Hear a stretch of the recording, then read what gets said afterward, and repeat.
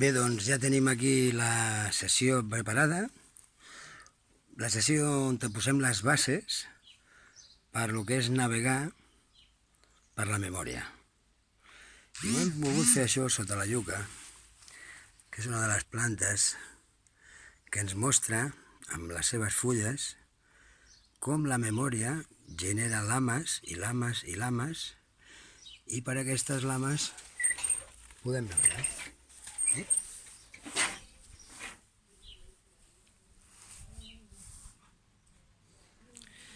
Per cert, no és una masterclass, no és un storytelling,